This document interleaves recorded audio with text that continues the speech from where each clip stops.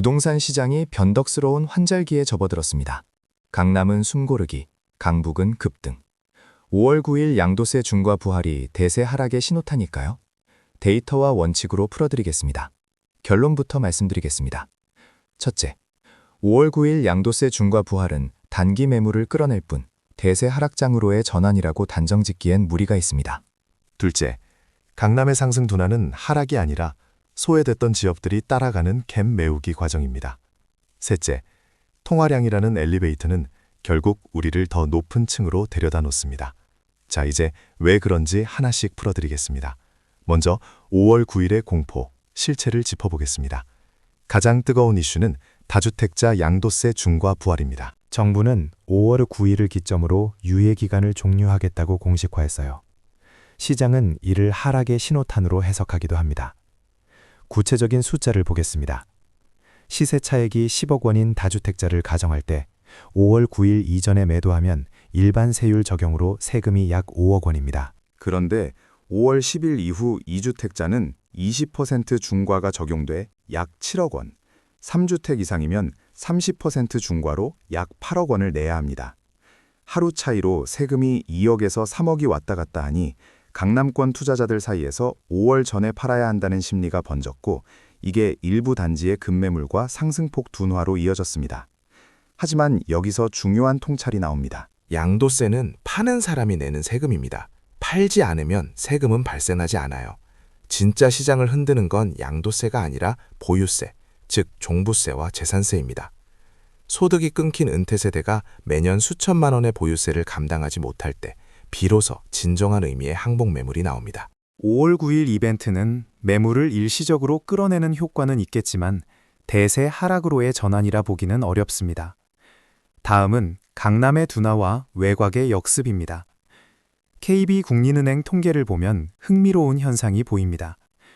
서울의 바로미터인 강남 3구와 용산의 상승세가 주춤한 반면 강북과 수도권 외곽 지역의 상승률이 가파릅니다. 2026년 2월 기준으로 강남구는 전주 대비 0.09, 용산구는 0.13에 그쳤지만 강서구는 0.74, 강북구는 0.60으로 서울 평균의 2배를 상회하고 있어요.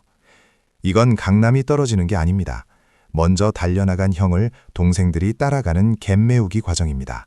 2025년 한 해 동안 강남이 서울 평균을 압도하며 달려나갔다면 지금은 가격 피로감과 정책 압박으로 강남이 숨을 고르는 사이 상대적으로 저평가된 지역들이 통화량 가치를 반영하며 키를 맞추고 있는 겁니다. 이제 가장 중요한 이야기, 통화량 엘리베이터입니다.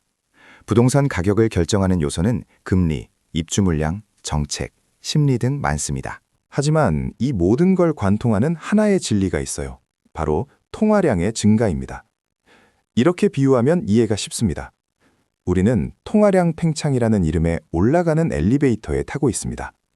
규제나 일시적인 금리 인상은 그 안에서 아래로 점프를 하는 것과 같아요. 점프하는 순간에는 몸이 바닥으로 내려가는 것처럼 느껴지지만 결국 엘리베이터는 우리를 더 높은 층으로 데려다 놓습니다. 자본주의 체제에서 은행은 끊임없이 대출을 통해 돈을 찍어냅니다. 시중에 풀린 돈이 많아지면 화폐 가치는 떨어지고 실물 자산인 부동산의 가격은 숫자가 커질 수밖에 없어요. 강남 아파트는 이미 통화량 상승분을 많이 반영한 상태이고 강북과 수도권 외곽은 아직 통화량 증가 속도를 따라가지 못한 상태입니다. 결국 시간이 흐르면 강남이든 강북이든 10년 뒤의 가격은 지금보다 높을 확률이 99%에 수렴합니다. 과거를 한번 복귀해 봅시다. 2018년 93 대책 전후를 보면요. 양도세 중과가 시행된 2018년 4월 매물이 잠기며 오히려 가격이 올랐습니다. 안 팔면 그만이라는 심리가 강했기 때문이에요. 종부세율 인상이 발표된 2018년 9월이 되어서야 시장이 비로소 반응했고 2019년 초까지 강남권 가격이 조정받았습니다. 하지만 그 조정은 1년을 넘기지 못했어요. 2020년 유동성 파티와 함께 가격은 이전 고점을 훨씬 뛰어넘었습니다. 지금과의 차이점이 하나 있습니다. 공급 부족이에요. 2018년에는 헬리오시티 같은 대단지 입주 물량이 있었지만 지금 서울은 재개발, 재건축 위축으로 신축 공급이 극도로 가뭄인 상태입니다. 청약 시장도 짚어야 합니다. 과거에는 청약 통장이 무주택자의 구원투수였어요. 하지만 지금은 상황이 완전히 달라졌습니다. 원자재 가격과 인건비 상승으로 로또 분양은 사라졌고 주변 시세보다 비싼 분양가가 나오니 당첨이 되어도 계약을 포기하는 사례가 속출합니다. 청약만 바라보며 무주택 기간을 늘리는 것은 올라가는 엘리베이터를 타지 않고 계단에서 쉬고 있는 것과 같습니다. 실전 전략 3가지를 정리합니다. 첫째, 청약 가점이 60점 미만이라면 청약은 운의 영역입니다.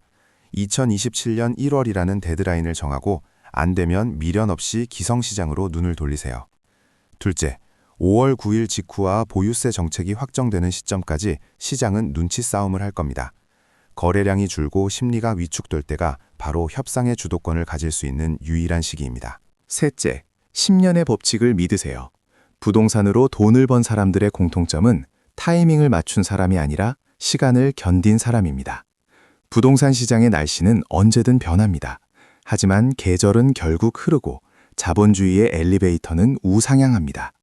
모두가 공포에 질려 관망할 때 통화량의 법칙을 믿고 행동하는 소수가 다음 상승장의 주인공이 됩니다. 이 영상이 도움이 되셨다면